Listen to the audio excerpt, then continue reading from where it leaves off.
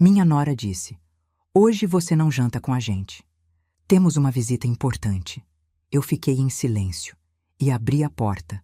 Quando essa visita me viu, ficou paralisada. O cheiro de alecrim fresco e vinho tinto reduzido preenchia cada canto daquela cobertura duplex. Era um aroma que eu conhecia bem, afinal, fui eu quem ensinou a Cláudia, nossa ajudante, a selar o filé mignon exatamente daquele jeito, para que a carne desmanchasse na boca. Eu havia passado a tarde inteira em pé na cozinha, descascando batatas para o aligote e escolhendo as folhas mais bonitas de rúcula para a salada, porque meu filho, o Ricardo, disse que o jantar de hoje definiria o futuro da nossa família. Eu limpei as mãos no avental, sentindo aquela dorzinha familiar na lombar que a idade insiste em trazer, e caminhei em direção à sala de jantar. A mesa estava posta como nos filmes, cristais brilhando, guardanapos de linho branco dobrados em forma de lírio. Mas, quando coloquei a mão na maçaneta da porta de vidro que separava a cozinha da área social, senti uma mão gelada sobre o meu pulso. Era ela, Patrícia, minha nora. Ela estava deslumbrante, preciso admitir. Usava um vestido de seda cor de champanhe que custava mais do que a aposentadoria de um ano inteiro de muita gente honesta. Mas o sorriso não chegava aos olhos. "Onde a senhora pensa que vai, dona Clarice?" Ela sussurrou, mas o tom era de uma ordem militar. "Vou me sentar, Patrícia. O risoto já está no ponto." O Ricardo disse que o convidado chegaria às 8. Ela soltou uma risada curta, seca, como se eu tivesse contado uma piada de mau gosto.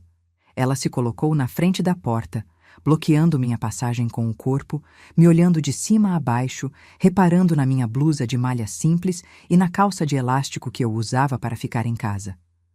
"Hoje não," ela disse, e cada palavra foi como um estalo de chicote.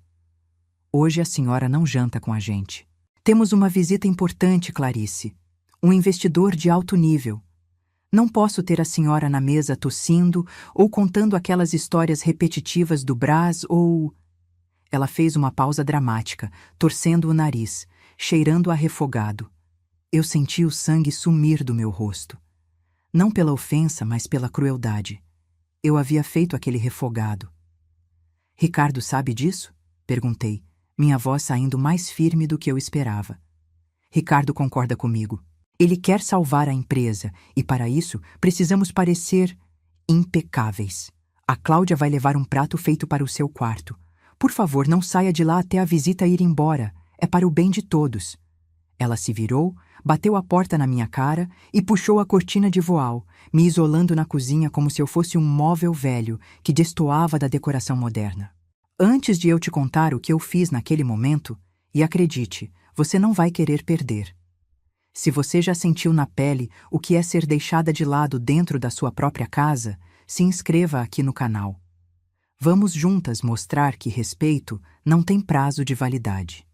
Eu fiquei ali, parada, olhando para a porta fechada.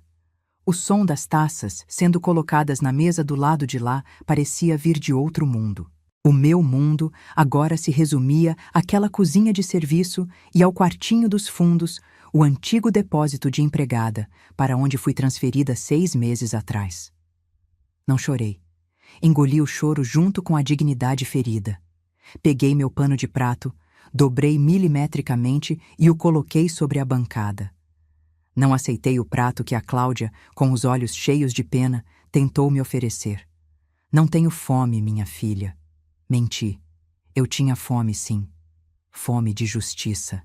Caminhei pelo corredor estreito até o quartinho. Sentei na cama dura, ouvindo o burburinho da cidade lá fora. Minutos depois, a campainha tocou. Ouvi a voz exageradamente aguda da Patrícia. "Seja muito bem-vindo, doutor. Que honra recebê-lo." E ouvi a voz do meu filho, Ricardo, trêmula, submissa. E então ouvi a voz do convidado. Grave, pausada. Uma voz que fez minha espinha gelar, não de medo, mas de reconhecimento. Eu conhecia aquela voz. Olhei para o espelho manchado na parede do quartinho. Vi uma senhora de 68 anos, de cabelos brancos presos num coque frouxo, com olheiras de quem dorme mal. Patrícia achava que eu era um estorvo invisível. Ricardo achava que eu era passado. Mas eles esqueceram quem eu fui. Esqueceram que, antes de ser a vovó que mora nos fundos, eu negociava contratos com os homens mais difíceis da indústria têxtil sem baixar a cabeça.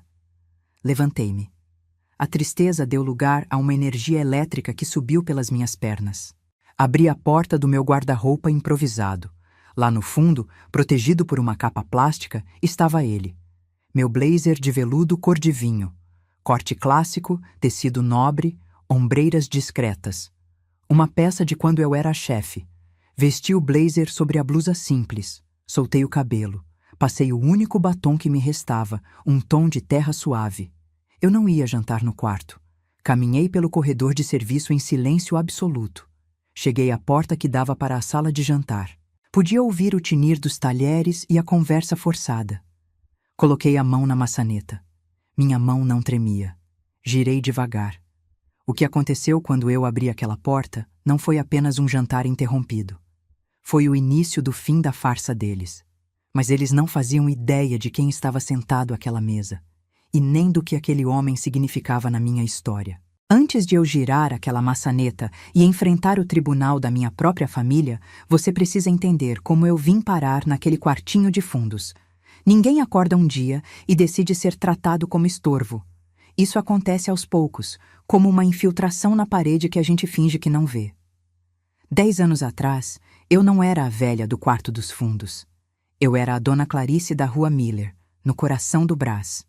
Eu comandava 40 costureiras e conhecia a diferença entre seda pura e poliéster só pelo barulho que o tecido fazia quando rasgava. Minha vida tinha cheiro de café forte e tecido novo. Eu tinha minha independência, minha casa térrea na Muca, com piso de caquinhos vermelhos e uma parreira de uva no quintal que meu falecido marido plantou. Mas eu tinha um ponto fraco. O Ricardo.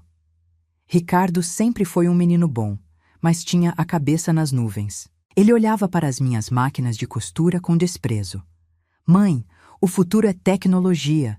Ninguém fica rico costurando botão, ele dizia, com os olhos brilhando diante da tela de um computador.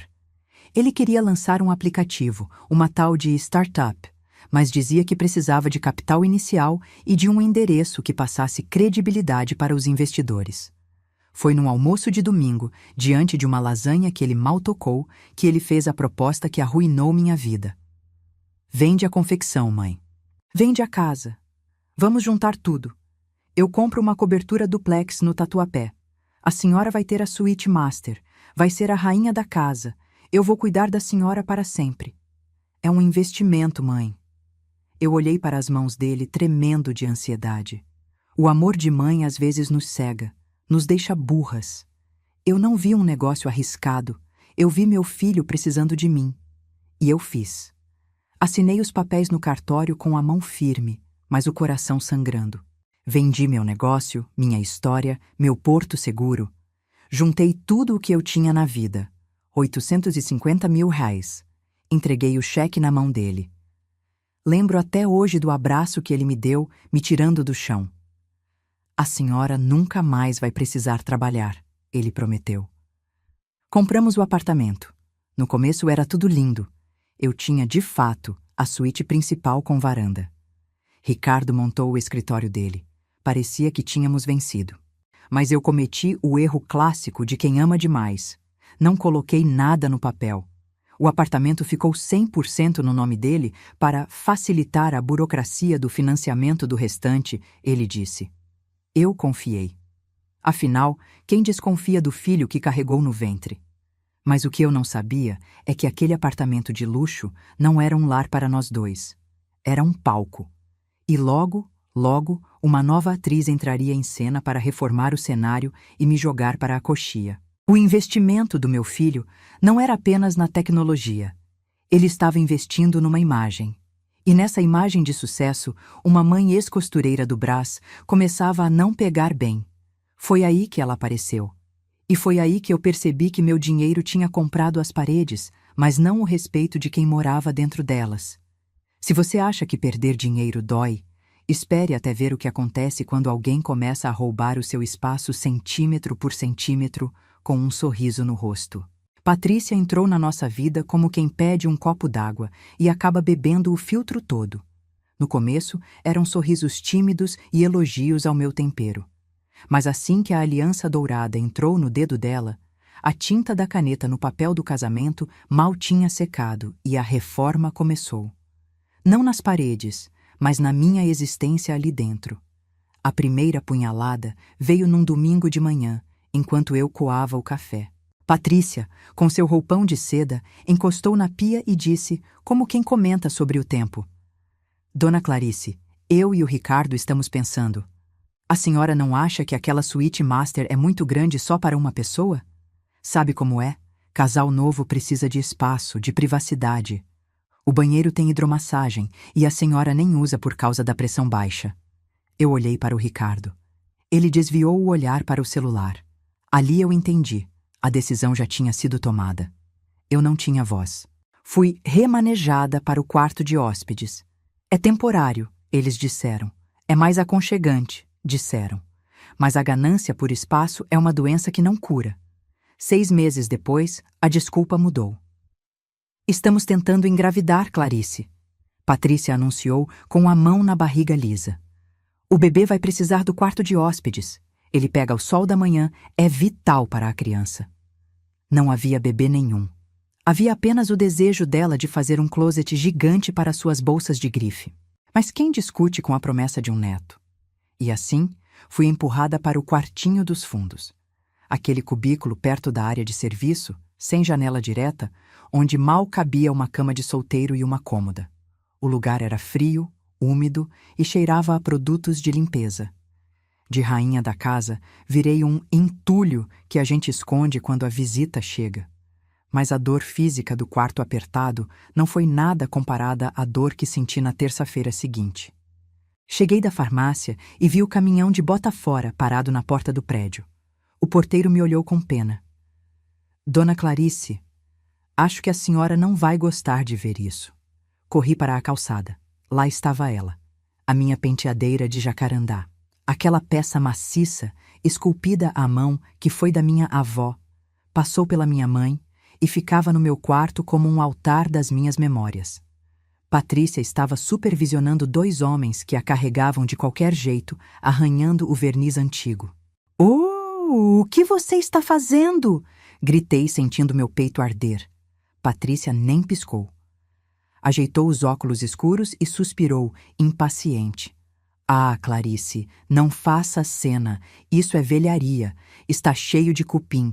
Vai contaminar meus móveis planejados. Estou fazendo um favor, higienizando a casa. Não tem cupim nenhum. É madeira de lei. Já foi, Clarice. Já foi. Agora é lixo. Eu tentei segurar o móvel, mas era pesado demais. Vi minha história ser jogada na caçamba como se fosse resto de obra. O espelho bisotado, que refletiu meu rosto jovem, meu rosto de noiva, meu rosto de viúva, quebrou-se em 1000 pedaços com o impacto. No meio daquele desastre, vi algo brilhar no chão da calçada. Tinha caído de uma das gavetas. Corri e peguei antes que alguém pisasse. Era minha pequena caixa de música de porcelana. Uma bailarina quebrada na ponta, que tocava uma melodia francesa que eu cantarolava para o Ricardo dormir quando bebê. Apertei aquela caixinha contra o peito, sentindo a cerâmica fria contra a pele quente de raiva. Patrícia entrou no prédio sem olhar para trás. Eu fiquei ali, na rua, chorando não pelo móvel, mas porque entendi naquele instante que para ela eu era exatamente como aquela penteadeira, uma peça velha, ocupando espaço, esperando o dia do descarte. Subi pelo elevador de serviço, escondendo a caixinha dentro da blusa como se fosse um contrabando, um crime. Entrei no meu quartinho claustrofóbico e prometi para a bailarina de porcelana. Eles tiraram meu conforto, mas não vão tirar minha voz. Mal sabia eu que o plano deles era ainda mais cruel. Depois de roubarem meu espaço, eles já estavam de olho na única coisa que garantia que eu não morresse de fome. Prepare seu coração, porque o que eles fizeram com a minha aposentadoria é o tipo de maldade que a gente acha que só existe em novela, até acontecer com a gente. Dizem que a violência mais difícil de cicatrizar é aquela que não deixa marcas roxas na pele. É a violência silenciosa, a que te faz duvidar da sua própria sanidade. E foi exatamente assim que eles começaram a mexer no meu bolso. Tudo começou com uma reunião de família na sala de estar. Ricardo, de cabeça baixa, roendo as unhas como fazia quando criança, e tirava nota vermelha. Patrícia, com uma calculadora na mão e aquela falsa expressão de preocupação. Dona Clarice, ela começou, deslizando os dedos perfeitamente manicurados sobre a mesa de vidro. A situação da empresa do Ricardo está delicada. O mercado mudou, e morar aqui nessa cobertura tem um custo. O condomínio subiu para R$ 3.500 este mês. Eu sabia onde aquilo ia dar. Eu sou velha, não sou burra. O que vocês precisam? Perguntei, sentindo um gosto amargo na boca. Precisamos que a senhora contribua integralmente com a casa. Afinal, a senhora come, toma banho, usa luz. Ricardo murmurou, sem coragem de me olhar nos olhos. A sua aposentadoria, mãe. Os R$ 6.200. R$ 6.200. O fruto de 35 anos pagando o teto do INSS, acordando às 4 da manhã para abrir a confecção no Brás. Era o meu dinheiro de segurança. É temporário, mãe, ele prometeu. Eu entreguei o cartão do banco e a senha. Por amor. Sempre por esse maldito amor que nos faz sangrar. Mas o temporário virou eterno. E o que era uma ajuda virou um sequestro financeiro. De repente, eu me vi tendo que pedir permissão para viver. A humilhação vinha nos detalhes pequenos, os que mais doem. Lembro de um dia no supermercado. Eu coloquei no carrinho aquele iogurte grego com geleia de frutas vermelhas que eu adorava. Custava R$ 5. Patrícia viu, bufou e tirou do carrinho, jogando de volta na prateleira. Clarice, tenha dó. O orçamento está estourado. Vamos levar a marca do mercado mesmo. É tudo leite talhado igual. Eu baixei a cabeça, envergonhada, enquanto a caixa passava as compras. Mas a vergonha virou ódio quando chegamos em casa. Patrícia deixou as sacolas na cozinha para eu guardar e subiu para o quarto. Ela voltou minutos depois, desfilando com uma bolsa nova, de couro legítimo, cor caramelo. Eu conhecia aquela marca. Não custava menos de R$ 2.000. Presentinho que me dei, ela disse, vendo meu olhar fixo na bolsa. Eu mereço, né? Administrar essa casa dá um trabalho. Meu sangue ferveu. Não tinha R$ 5 para o meu iogurte, mas tinha R$ 2.000 para a vaidade dela? O meu dinheiro não estava pagando o condomínio, estava financiando o luxo de uma parasita enquanto eu tinha que pedir, quase implorando, R$ 80 para comprar minha losartana na farmácia. Eu não era mãe, nem hóspede. Eu era uma conta bancária com pernas, trancada num quarto de fundos. Mas a ganância é cega. Eles achavam que, por controlarem meu cartão, controlavam minha mente. Eles não sabiam que eu estava prestes a ouvir o que não devia e descobrir que o plano deles era muito mais macabro do que apenas roubar minha aposentadoria. O que eu ouvi através daquela parede fina me fez tremer mais do que qualquer frio, e foi ali que a mãe morreu e a leoa acordou. Naquela casa, eu tinha me tornado uma espécie de fantasma. Eu limpava, lavava e passava, mas ninguém me via. E essa invisibilidade, que tanto me machucava, acabou se tornando a minha maior arma. Era uma quinta-feira chuvosa. A casa estava úmida e fria. Eu passava um pano no corredor, perto da porta do escritório do Ricardo. A porta estava entreaberta, só uma frestinha, mas o suficiente para o som vazar. Ouvi o barulho de gelo caindo num copo de uísque. Eram 3 da tarde. Mau sinal. Parei o rodo, prendi a respiração. Ricardo, a gente não pode continuar assim. Era a voz da Patrícia, impaciente. O closet não cabe mais nada. Eu preciso derrubar a parede do quarto de hóspedes para ampliar. Mas, amor, a voz do Ricardo era um fiapo. A mãe dorme no quartinho dos fundos. Se a gente aumentar seu closet, vai tirar o espaço da área de serviço. Onde ela vai ficar? Houve um silêncio pesado, cruel. Ricardo, acorda, ela disse com a frieza de quem negocia gado. Sua mãe já não está bem da cabeça. Você viu como ela esqueceu a luz da cozinha acesa ontem? Ela está gaga, Ricardo. É questão de tempo até ela botar fogo na casa. Eu senti minhas pernas tremerem. Eu não esqueci a luz acesa. A Patrícia é que tinha ido beber água de madrugada e deixado lá, mas a culpa sempre caía na velha. O que você sugere? Ele perguntou. Tem aquele lar de idosos em Pirituba. É barato, com os remipsis. 200 reais da aposentadoria dela, a gente paga a mensalidade de lá, que é uns 2.000, e sobra 4.000 limpo todo mês. Dá para pagar a parcela do meu carro novo e ainda sobra para os jantares. Ela nem vai notar a diferença, Ricardo. Vai ter gente da idade dela para conversar. Aqui ela só atrapalha. Eu larguei o rodo devagar no chão para não fazer barulho. O choque foi tão grande que eu não consegui chorar.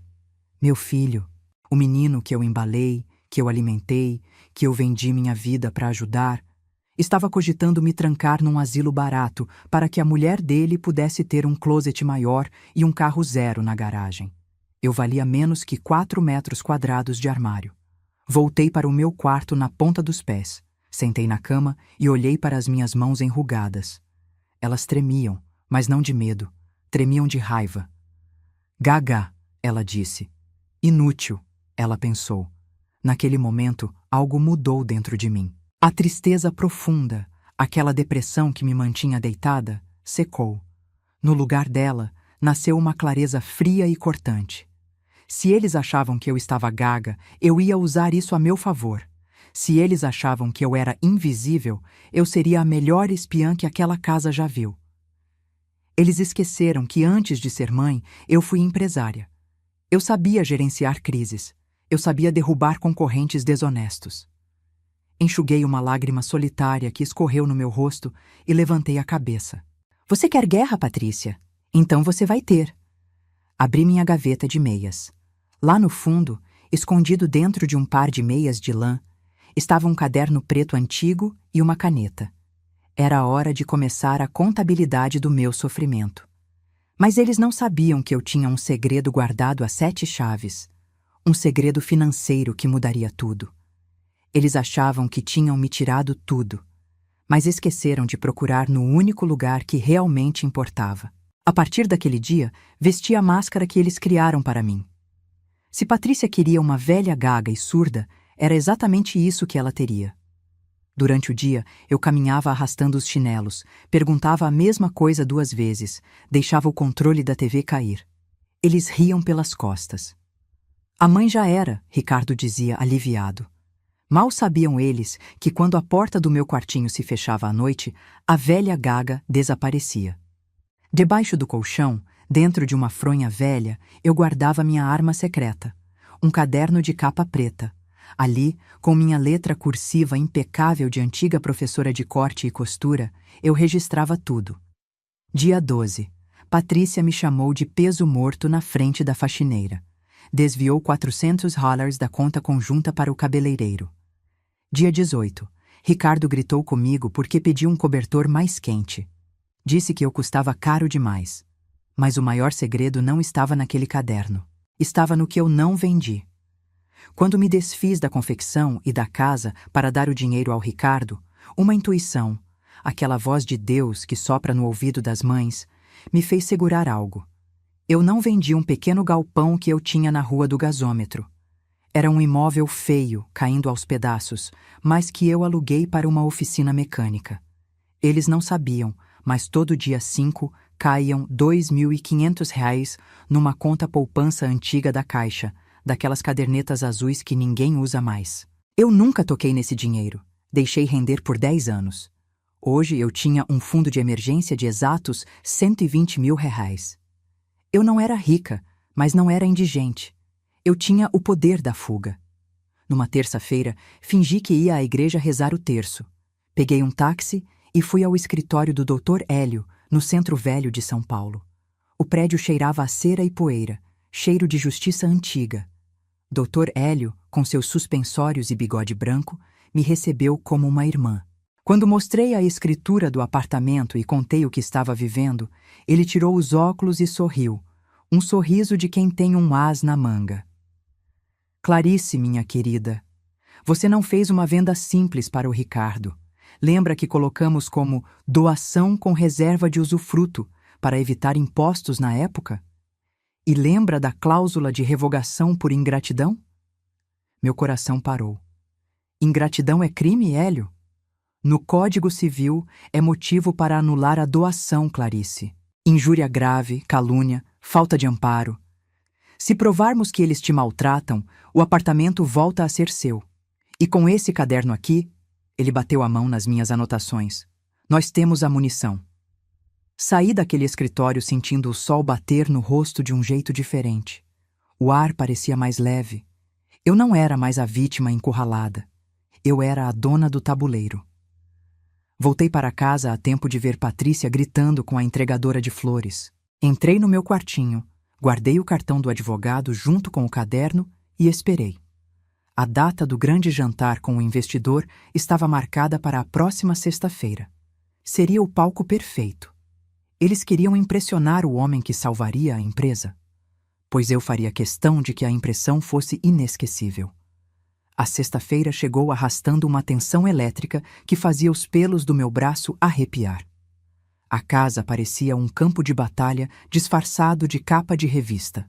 Patrícia acordou às 6 da manhã, gritando ordens para a faxineira, mandando polir a prataria que nem era dela, era do meu enxoval, até que pudesse ver o reflexo dos seus dentes clareados nas travessas. Ricardo era uma pilha de nervos. Ele andava de um lado para o outro na sala, ajeitando a gravata, suando frio. A empresa dele estava por um fio. Dívidas trabalhistas, fornecedores atrasados. Ele precisava daqueles 5 milhões de euros como um náufrago precisa de ar. E a única boia de salvação era esse tal Dr. Figueiredo, um investidor lendário, conhecido por ser implacável com incompetência. Por volta das 7 da noite, quando o cheiro do filé mignon já perfumava o corredor, Patrícia entrou no meu quartinho. Ela não bateu. Nunca batia. Ela estava impecável no seu vestido de seda champanhe, mas seus olhos eram fendas de ansiedade e maldade pura. Escuta bem, Clarice. Ela sibilou, encostando a porta atrás de si para que o Ricardo não ouvisse. O doutor Figueiredo é um homem sofisticado. Ele detesta drama, detesta velhice, detesta cheiro de doença. Eu estava sentada na cama, com meu caderno preto escondido debaixo do travesseiro. Olhei para ela com uma calma que a desconcertou. Eu não estou doente, Patrícia. Para mim, a senhora é um câncer nessa casa. Ela disparou, e eu senti o golpe, mas não sangrei. Se a senhora ousar colocar o nariz para fora desse quarto, se a senhora fizer um barulho sequer, eu juro pela minha vida que amanhã de manhã a senhora acorda no asilo público de Pirituba. E não vai ter visita de domingo. Entendeu? Eu apenas assenti. Entendi perfeitamente, minha nora. Ela sorriu, triunfante, achando que tinha me domado. Ótimo. A Cláudia traz um prato feito depois. Fique invisível. Ela saiu, deixando para trás um rastro de perfume caro e podridão moral. Eu esperei os passos dela sumirem no corredor. Levantei-me devagar. Fui até o espelho e tirei o meu blazer de veludo vinho do cabide. Aquele blazer que eu usava nas reuniões da diretoria, quando fechava contratos que sustentaram essa família por décadas. Eles achavam que eu era a vergonha da casa. Eles achavam que o Dr. Figueiredo, esse homem rico e poderoso, teria nojo de uma senhora humilde. Pobre Patrícia. Pobre Ricardo. Eles estudaram os números da empresa, decoraram gráficos, ensaiaram discursos. Mas esqueceram de estudar a vida. Esqueceram que o mundo é um ovo. Ouvi a campainha tocar. O som ecoou pelo apartamento como um gongo de luta. Ouvi a voz bajuladora da Patrícia. Ouvi a voz trêmula do Ricardo. E então, ouvi a voz dele. Meu coração disparou, não de medo, mas de uma ansiedade doce. A hora tinha chegado. Eu alisei meu blazer, respirei fundo e coloquei a mão na maçaneta. Eles queriam uma noite inesquecível? Eu ia dar a eles. O que aconteceu quando aquela porta se abriu não derrubou apenas um jantar. Derrubou o mundo de mentiras que eles construíram em cima das minhas costas. Eu girei a maçaneta devagar, mas o barulho da porta se abrindo pareceu um trovão naquela sala climatizada. O ar-condicionado estava gelado, Mas assim que pisei no tapete persa da sala de jantar, senti o calor dos olhares se voltarem para mim. A cena era patética. Ricardo estava com a taça de vinho na mão, paralisado no meio de um brinde. Patrícia, que estava de costas para mim, virou-se lentamente. Quando me viu ali, parada, com meu blazer de veludo vinho e a cabeça erguida, o rosto dela passou de um sorriso falso para uma máscara de puro ódio. Ela ficou vermelha, uma veia saltou no pescoço dela. Ela se levantou num pulo, derrubando o guardanapo no chão. O que significa isso? Ela sussurrou entre dentes, caminhando na minha direção como um animal acuado, tentando me bloquear da visão da visita. Eu disse para a senhora não sair. Então, ela se virou para o convidado, abrindo aquele sorriso amarelo, desesperado. Mil perdões, doutor Figueiredo. Essa é a mãe do Ricardo. Como eu disse, a idade chega, a cabeça falha. Ela costuma fugir do quarto. É uma situação muito triste, o senhor entende. Demência senil. Ricardo tentou ajudar na mentira. É, doutor. Mamãe às vezes não sabe onde está. Vamos levá-la de volta. Patrícia segurou meu braço com força, suas unhas de gel cravando na minha pele por cima do veludo. Vamos, Clarice. Agora. Eu não me movi 1 milímetro, não precisei, porque antes que eu pudesse abrir a boca para me defender, ouvi o barulho de uma cadeira sendo arrastada com violência contra o piso de madeira. O doutor Figueiredo não estava olhando para o decote da Patrícia. Não estava olhando para o relógio caro do Ricardo. Ele estava em pé. O rosto dele, um homem sério de 50 e poucos anos, estava pálido, com os olhos arregalados fixos em mim. Solte ela. A voz dele trovejou. Não foi um pedido, foi uma ordem. Patrícia soltou meu braço como se tivesse levado um choque. Como? O senhor não está entendendo, ela é... Eu sei muito bem quem ela é. O doutor Figueiredo interrompeu, ignorando completamente a existência da minha nora. Ele contornou a mesa larga, passos largos e firmes, e parou na minha frente. O homem que tinha o poder de salvar ou falir a empresa do meu filho estava ali, tremendo levemente. Ele olhou nos meus olhos e, para o espanto mortal de Ricardo e Patrícia, ele pegou minha mão enrugada e a beijou com uma reverência que nem reis recebem. Dona Clarice? A voz dele embargou. Meu Deus, é a senhora mesmo? Eu sorri, sentindo uma lágrima quente escorrer, não de tristeza, mas de alívio. Olá, Roberto. Já faz muito tempo, não é? Desde que você era aquele menino magrelo, carregando rolos de tecido no meu estoque. O silêncio na sala era tão absoluto que dava para ouvir o gelo derretendo no balde de champanhe.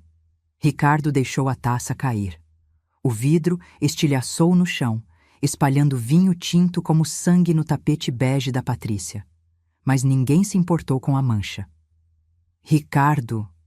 O doutor Figueiredo se virou para meu filho com um olhar de desprezo que eu nunca vi igual. Você me disse que sua mãe estava incapacitada. Você me disse que ela era um peso. E eu... Ricardo gaguejava, branco como cera. Essa mulher... Roberto apontou para mim, a voz cheia de emoção. Essa mulher pagou minha primeira mensalidade da faculdade de economia quando meu próprio pai disse que eu não servia para estudar. Ela me deu meu primeiro emprego. Se eu sou o investidor anjo que vocês tanto bajulam hoje, é porque a dona Clarice foi o anjo que acreditou em mim 30 anos atrás. Ele se virou para mim novamente, ignorando os cacos de vidro no chão. Madrinha, o que eles fizeram com a senhora? Por que a senhora está morando nos fundos? Eu respirei fundo. O jogo tinha virado. A humilhação tinha mudado de lado da mesa. Olhei para Patrícia, que parecia ter encolhido 10 centímetros. Olhei para Ricardo, que não tinha coragem de levantar a cabeça. Ah, Roberto, eu disse com a calma de quem segura o chicote. É uma longa história. Mas já que você está aqui, acho que está na hora de todos nós jantarmos e conversarmos sobre... negócios. Caminhei até a cabeceira da mesa, o lugar que era do Ricardo, e puxei a cadeira para mim. Você acha que eles sentiram vergonha? A vergonha foi pouco. O que aconteceu naquela mesa de jantar foi um massacre moral. E eu estava apenas começando. Aqui está a parte 9 da nossa história. Sentar na cabeceira daquela mesa, no lugar que Ricardo ocupava com tanta arrogância, teve um sabor melhor do que qualquer banquete. O silêncio na sala era tão denso que se alguém riscasse um fósforo, o ar explodiria. Patrícia, tremendo dentro daquele vestido de seda que agora parecia uma fantasia ridícula, tentou sua última cartada. A cartada da manipulação. Ela forçou uma risada nervosa, aguda, que ecoou mal nas paredes. Ai, que coincidência maravilhosa, Dr. Figueiredo! Ela gaguejou, servindo água com a mão trêmula, derramando um pouco na toalha. A gente só estava poupando a Clarice. Sabe como é? Ela se cansa rápido. Mas é claro que ela é a rainha desta casa. Não é, vozinha? Ela tentou tocar meu ombro. Eu nem precisei me mexer.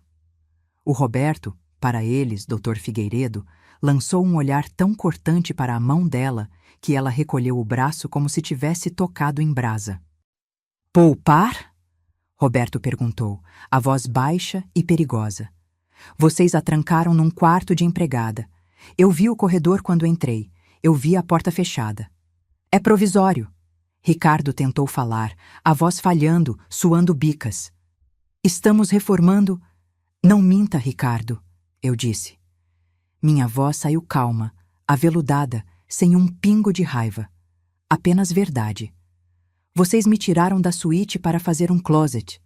Vocês jogaram minha penteadeira no lixo e hoje olhei para o prato de porcelana vazio na minha frente.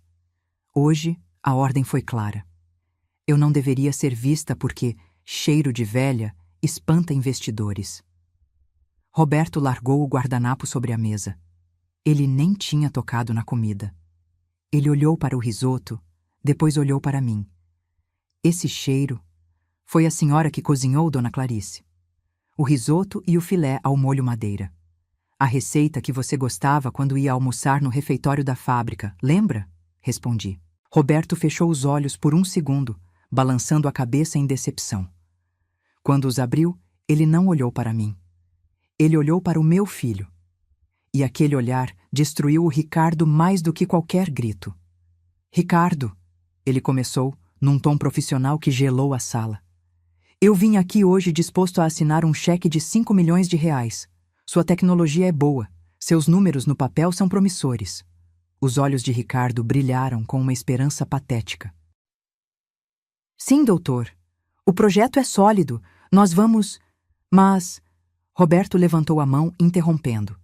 Eu aprendi tudo o que sei sobre caráter com a sua mãe. E a regra número 1 dos negócios é: nunca confie em quem não respeita a própria origem. O ar saiu dos pulmões do Ricardo. Se você tem coragem de humilhar a mulher que te deu a vida, que vendeu o patrimônio dela para você morar nesse luxo, o que você faria comigo, Ricardo?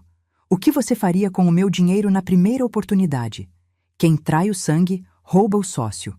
Não, não é assim, Patrícia gritou, perdendo a compostura de madame. A gente cuida dela. A gente paga tudo. Com o dinheiro dela, imagino. Roberto retrucou, afiado como bisturi. Eu não vou investir 1 centavo na sua empresa, Ricardo. Na verdade, vou fazer questão de avisar a todos os meus contatos no mercado sobre o tipo de valores que você pratica. Ricardo desabou na cadeira. A carreira dele, a reputação, o futuro, tudo evaporou. Mas eu não tinha acabado. A humilhação moral estava feita. Agora, faltava a justiça legal. Enfiei a mão no bolso interno do meu blazer de veludo. Senti o papel frio do envelope que o Dr. Hélio tinha preparado. Eles achavam que o problema era apenas o investidor indo embora. Eles não imaginavam que estavam prestes a perder o teto sobre suas cabeças. Tirei o envelope e o coloquei suavemente sobre a mesa, em cima dos cacos de vidro da taça quebrada. O jantar acabou, eu disse. Mas a conversa sobre a propriedade deste apartamento está apenas começando. Abram. Quando Ricardo leu a primeira linha daquele documento, a cor sumiu do rosto dele de uma vez por todas. O que estava escrito ali Não era um pedido, era um despejo. Ricardo segurou o papel com as mãos trêmulas. O som dele folheando o documento parecia um trovão naquele silêncio mortal. Patrícia, impaciente e pálida, arrancou o papel da mão dele e leu. Seus olhos percorreram as linhas jurídicas e pararam numa expressão de horror absoluto. Revogação de doação por ingratidão? Ela leu em voz alta, a voz falhando. O que é isso, Clarice? Você ficou louca? O apartamento é do Ricardo, está no nome dele. Eu me servi de um pouco de vinho da garrafa que ficou intacta sobre a mesa. Tomei um gole lento, sentindo o sabor da vitória. Leia a cláusula 4ª, Patrícia. Respondi calmamente. Quando vendi minha casa e minha fábrica para comprar este apartamento, o Dr. Hélio foi muito sábio. Ele registrou a transação como uma doação com encargos. O encargo era simples, cuidar de mim. Me levantei e caminhei até eles, devagar. A lei brasileira é clara, meu filho. Artigo 557 do Código Civil. A doação pode ser revogada se o donatário cometer ofensa física, injúria grave ou negar alimentos ao doador. Nós nunca te negamos comida! Ricardo gritou, desesperado. Foi aí que eu tirei minha segunda arma do bolso, o caderno de capa preta. Joguei-o sobre a mesa com um baque seco. Não? Perguntei, abrindo numa página marcada. Dia 14 de março. Hoje não janta, tem visita. Dia 02 de fevereiro. Cortei o remédio da pressão porque precisamos pagar o IPVA. Está tudo aqui, Ricardo. Datas, horários, insultos. E mais, os extratos bancários provando que vocês desviam minha aposentadoria para pagar luxos, enquanto eu tenho que pedir esmola para comprar analgésico. Patrícia tentou avançar para pegar o caderno, mas Roberto, o investidor, deu um passo à frente, cruzando os braços. Ela recuou, tremendo. Isso tem nome, continuei, minha voz firme como aço. Apropriação indébita de bens de idosos. É crime previsto no Estatuto do Idoso. Da cadeia, Patrícia, de 1 a 4 anos. O ar na sala ficou rarefeito. Ricardo olhou para a esposa, depois para mim, e começou a chorar. Um choro feio, de criança mimada que quebrou o brinquedo. Mãe, por favor, não faz isso. A gente não tem para onde ir. A empresa está falida sem o investimento do Roberto. Eu senti uma pontada no coração. Era meu filho. Mas olhei para o corredor, para a porta do quartinho escuro, onde passei noites chorando sozinha enquanto eles riam na sala. A piedade morreu ali. Vocês têm 30 dias, decretei. 30 dias para desocupar o meu imóvel. Quero as chaves na portaria. E quero a devolução de cada centavo que vocês tiraram da minha conta poupança nos últimos 6 meses, ou eu levo esse caderno preto direto para a delegacia. 30 dias? Patrícia gritou, histérica. Mas para onde a gente vai? Meus móveis planejados, meu closet. Eu sorri. Um sorriso triste, mas necessário. Sugiro que vendam as bolsas de grife, Patrícia. Elas devem valer o suficiente para alugar uma kitnet bem longe daqui. Eles estavam destruídos. Não por mim, mas pela própria ganância. Roberto tocou meu ombro, em sinal de apoio. Eu tinha recuperado minha casa, mas mais importante que isso, eu tinha recuperado meu respeito. Mas você acha que acabou? Ah, não. O destino ainda guardava uma última lição para o Ricardo. Daquelas que a vida ensina não com amor, mas com dor. Os 30 dias passaram voando para mim, mas se arrastaram para eles. A cobertura, antes impecável, virou um campo de guerra de caixas de papelão e plástico bolha. E foi ali, no meio daquela bagunça, que a verdade nua e crua apareceu. O casamento de Ricardo e Patrícia não era feito de amor, era feito de interesse. E interesse não sobrevive à falência. No dia da mudança, não houve caminhão de luxo. Ricardo teve que contratar um carreto simples, daqueles que a gente negocia na esquina. Eu fiquei na varanda, observando. O apartamento ecoava, vazio. Eles tinham arrancado até os lustres e as cortinas, deixando buracos no teto que pareciam feridas abertas no gesso. A briga final aconteceu no hall do elevador. eu ouvi tudo. Você é um fracassado, Ricardo, Patrícia gritava, sem se importar com os vizinhos que ela tanto tentou impressionar antes. Você me prometeu uma vida de rainha e agora quer que eu vá morar num apartamento de 40 metros quadrados na Aclimação? É o que dá para pagar, Patrícia. Se você vendesse suas bolsas... Vender minhas bolsas para pagar suas dívidas? Nunca! Ela jogou uma caixa no chão. O som de vidro quebrando foi o ponto final. Eu vou para a casa da minha mãe. Sozinha. Acabou, Ricardo. Não casei para passar necessidade. Vi Patrícia entrar no elevador social com 2 malas de grife e desaparecer. Ela não olhou para trás. Não houve abraço de despedida, nem lágrimas de saudade. Apenas o silêncio frio de um contrato comercial rompido. Ricardo ficou ali, parado no corredor, segurando uma caixa de livros pesada. Ele olhou para mim. Estava mais magro, com a barba por fazer, os olhos vermelhos. Pela primeira vez em anos, vi meu filho e não o fantoche daquela mulher. Ele esperou. Eu sei que, no fundo, ele esperava que eu dissesse: fica, meu filho, eu pago tudo, vamos esquecer. Mas o amor de mãe, o amor verdadeiro, às vezes precisa ser duro como rocha para salvar. Se eu o acolhesse agora, ele nunca aprenderia a ser homem. Mãe, ele sussurrou. A chave, Ricardo. Estendi a mão, firme. Ele colocou a chave na minha palma, seus dedos estavam gelados. Me desculpa. O perdão eu te dou, meu filho, mas a confiança... Essa você vai ter que reconquistar com o tempo. Agora vá. O caminhão está esperando e eles cobram por hora. Ricardo saiu. Hoje soube pelo Dr. Figueiredo, que aliás fez questão de manter contato comigo, que Ricardo está trabalhando no setor administrativo de uma transportadora. Ganha um salário honesto, bate cartão, pega ônibus e marmita. Mora numa kitnet simples. Disseram que ele está mais humilde, que aprendeu a valorizar cada real, que pela primeira vez na vida está construindo algo que é dele de verdade, sem pisar em ninguém. A justiça foi feita. Não com cadeia, mas com a realidade. A vida cobrou a fatura. E eu estava finalmente sozinha na minha casa enorme, mas a solidão não me assustava mais. O que me assustava era o silêncio, até que eu decidi preenchê-lo com um novo sonho. Eles acharam que aquele era o fim da minha história.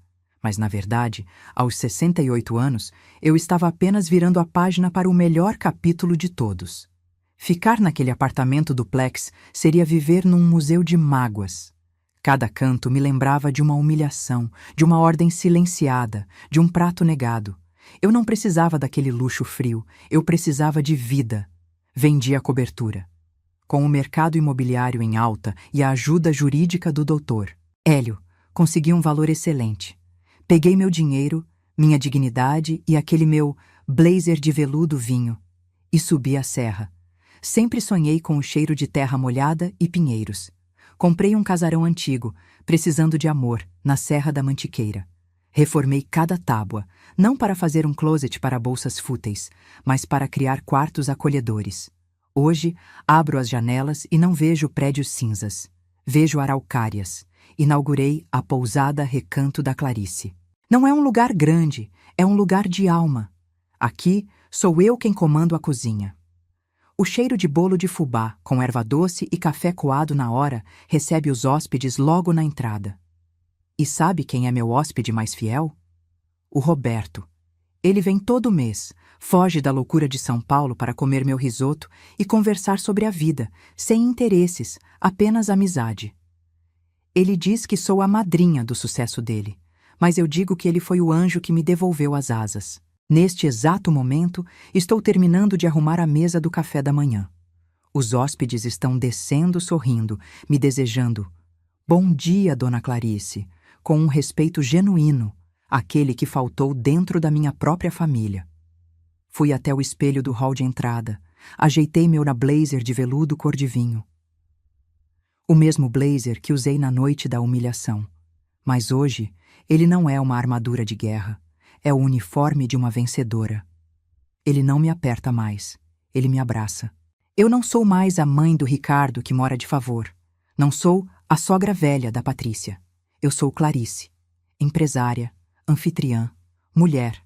Aprendi que a gente pode perder o teto, pode perder o dinheiro, mas nunca, jamais, pode entregar a chave da nossa felicidade na mão de outra pessoa. E se você está passando por algo parecido, se sente que estão te diminuindo dentro da sua própria casa, lembre-se da minha história.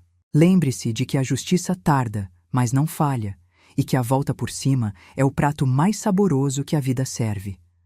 Nunca subestime quem construiu os degraus que você subiu. Porque quem sabe construir, sabe derrubar, e sabe reconstruir ainda melhor. Fim. Minha amiga, meu amigo. A história da Dona Clarice nos ensina que o respeito não é negociável e que nunca é tarde para retomar as rédeas da própria vida. Quantas Clarices você conhece que sofrem em silêncio? Se essa história tocou seu coração, se você vibrou com a coragem dela ao abrir aquela porta, deixe seu like agora. Isso é muito importante para nós. Quero saber a sua opinião nos comentários. Você teria a coragem de fazer o que a Clarice fez e despejar o próprio filho, ou tentaria perdoar e continuar morando junto? Escreva: eu faria igual, ou eu perdoaria. E me conte de qual cidade do Brasil você está assistindo. Inscreva-se no canal e ative o sininho, porque amanhã trago outra história emocionante que vai fazer você ver a vida com outros olhos. Até lá, fiquem com Deus e valorizem quem ama vocês de verdade.